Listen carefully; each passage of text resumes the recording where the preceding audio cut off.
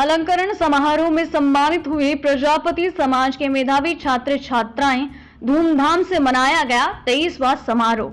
मुख्य अतिथि लोकेश प्रजापति ने कहा कि बच्चों को पत्रकारिता और राजनीति में उतारे।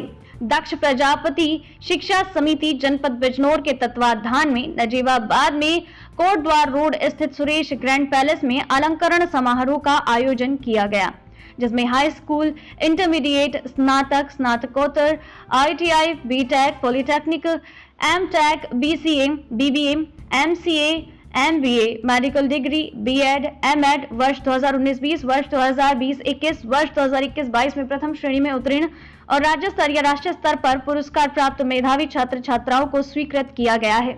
नवभारत समाचार जनपद बिजनौर से दिनेश कुमार प्रजापति की रिपोर्ट। हमारी बहन, इनके जो बेटे इंजीनियर है, उनसे शादी हुई है। उनसे बड़े बैठे बड़े बहुत सारी माफी चाहूंगा आदरणीय पीसी चक्रवर्ती जी, मंच पर उपस्थित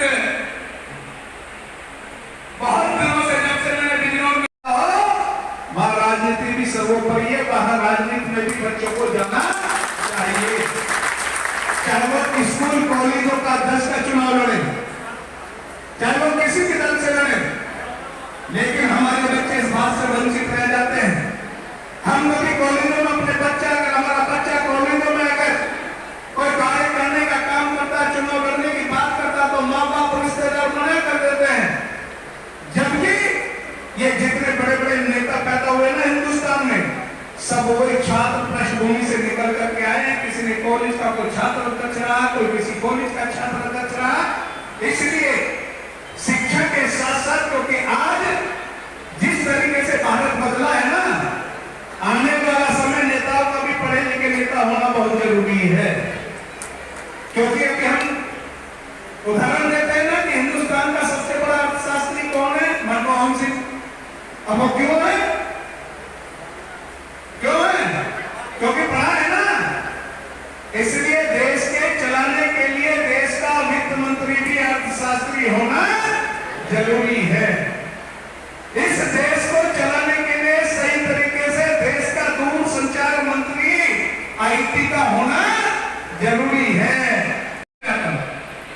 मैं बहुत जगह जाता हूं ऐसे कार्यक्रमों में, लेकिन आज जो मैं बच्चों का चेहरा मोरा आगे से पीछे तक उनके अभिभावकों को देख रहा हूं, मुझे पहला ऐसा कार्यक्रम नजर आ रहा है कि इसमें रिश्ते नाते अलग छोड़ करके सबको समान मान करके कार्यक्रम किया। ज्यादातर कार्यक्रमों में जाता हूं तो जो पदाधिकारी समितियों के होते हैं, उनके रिश्तेदार, उनके परिवार के लोग, उनके बच्चे पुरस्कृत होकर के चले जाते हैं। लेकिन आज इस कार्यक्रम के आयोजकों को बहुत बहुत बधाई। और जिस तरीके से आज ये मैं चर्चा कर रहा था, मैं रोहतास जी से बात कर रहा था कि रोहतास जी पश्चिमी उत्तर प्रदेश में हमारे समाज में जितना बिजनौर के हमारे समाज के बच्चों ने शिक्षा में अपना नाम रोशन करने का काम किया है, ऐसा मुझे अभी दूसरा जिला नजर नहीं आया।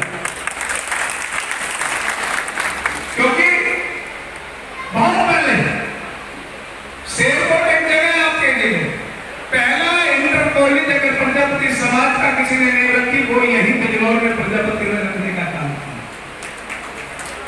DAV शायद नाम है ना, तब छात्र इंटर कॉलेज। इसलिए लेकिन इसके साथ साथ सारे लोग अभी सब बच्चों से बात करेंगे। जब मैं जाता हूं तो सारे लोग अपने बात करते रहते हैं। हम लोग, हाँ भाई बच्चे पढ़ लिख करके क्या बनोगे? तो कोई बच्चा कहता है डॉक्टर बनूंगा, कोई बच्चा कहता मैं IAS बनूंगा, कोई वकील बनूंगा।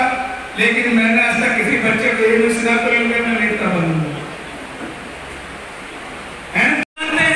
तो हम माखन निकालना भी जानते हैं।